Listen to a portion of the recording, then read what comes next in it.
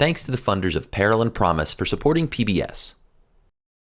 If you're in the United States and you turn on the TV, accidentally open Twitter, or start to read a newspaper app, chances are you'll see a bunch of people talking about the upcoming federal election. But what you might not see much of? Coverage of the local elections where you live, let alone information about those policymakers' climate ideas. Which is frustrating to me because I'm gonna let you in on a little secret now. A lot of climate policy happens at the state and local level. Sure, big federal bills like the National Environmental Policy Act or the Clean Air Act, or international agreements like the Montreal Protocol and Paris Agreement can have huge impacts. But the people who decide if your neighborhood has compost, or who is allowed to install solar panels where, or how many public buses are available, well, they're probably your neighbors. Compared to the federal government, local and state lawmakers are typically more efficient. They get more done in less time, they're often easier to get in contact with, and just physically closer than your federal lawmakers working in DC. Plus, local laws tend to have a lot more direct impact on your life and how your community responds to the climate crisis. For example, a lot of your local tax money probably goes to fund education. Your locally elected school board is in charge of how that funding is used, and they get to decide if your local school district buys electric buses or adds a climate change section to the curriculum. Your city and state representatives are the ones choosing where new bike lanes go, what packaging is allowed, and they're creating zoning plans that decide how dense, green, and walkable your neighborhood is or isn't. But why is that? Why is your local government so much better set up for implementing climate solutions than the federal government? Time for a mini civics lesson. Because it isn't just climate here. Pick any issue you care about. Chances are your local lawmakers should be the first people you turn to help fix it. The US government was founded to be pretty flexible. There's this strong federal government that's in charge of doing big things, like managing our monetary system and responding to national emergencies and fighting the British. Well, not that last one so much anymore. Hopefully. And then there are all the states, who, as the Constitution puts it, have the powers not delegated to the United States by the Constitution, nor prohibited by it to the states. If that isn't totally clear, that's kind of the point. Where the powers of the state government end and the federal government begins is pretty blurry. But here's the practical part of all of this. The federal government is really big and can do broad, sweeping things, or move a lot of money around quickly, but it isn't great at dealing with the minutiae of our day-to-day lives. And depending on your political philosophy, this can be great, or not. Some folks really want the federal government to swoop in and say, you must do this or you can't do that, because that's a super fast way to get everywhere in the country to do something at once and have the widest impact. Other folks don't want the federal government, or in some cases even the state or local government, having anything to do with their lives or choices. This is a gross simplification of the diversity of political opinion across the United States, but it demonstrates the basic challenges the climate movement faces when it aims to enact changes at the various levels of government. So what does that mean IRL for the climate movement? Well, it means where the state and city governments have elected officials that recognize the climate crisis, stuff gets done. Where I live in New York City, the local government passed one of the strongest climate plans in the world,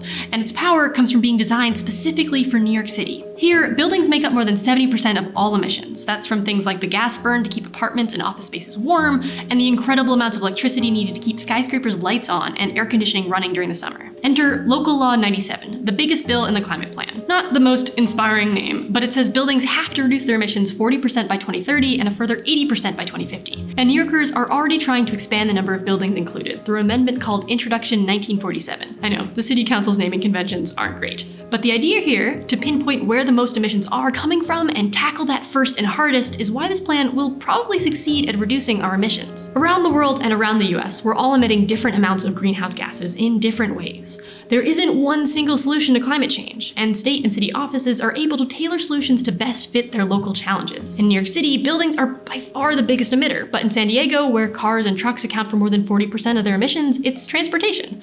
The rest of the state has a similar greenhouse gas breakdown, which is probably why their governor just signed an executive order saying cars sold in the state must be zero emission by 2035. And down in Austin, Texas, where Joe and the rest of the team who make this show live, transportation and energy production are both big emitters. So the city's climate plan is focused on getting 65% renewable energy use by 2027, along with other initiatives like alternative fuels for buses and a commuter rail initiative to tackle the transportation section of the pie. Of course, local progress on climate action isn't just for the most populous places. Cities and states across the US have set ambitious 100% renewable energy targets, like Columbia, South Carolina, Traverse City, Michigan, Hawaii, Maine, and Puerto Rico, to name only a few of the hundreds of places. These targets and policies don't come out of nowhere. They come from politicians and locals who elected them, who recognize the importance of tackling climate change right now. Altogether, these small climate wins add up and start looking just as, and if not more powerful than federal climate policy.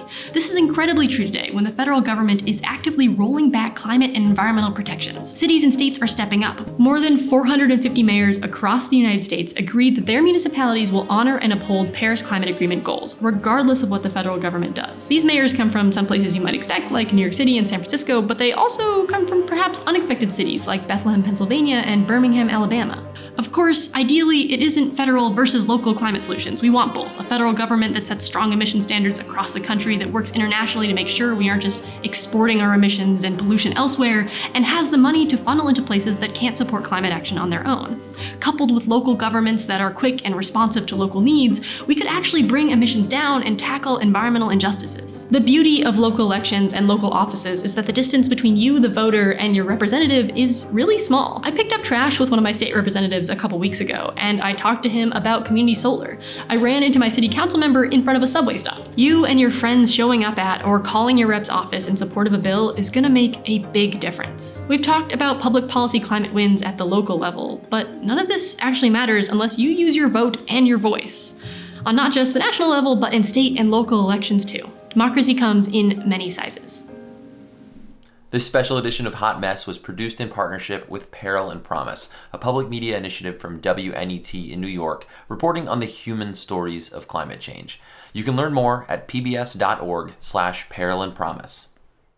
Major funding for this episode is provided by Dr. P. Roy and Diana T. Vagelos, with additional funding from Sue and Edgar Wackenheim III and the Marc Haas Foundation in support of Peril and Promise.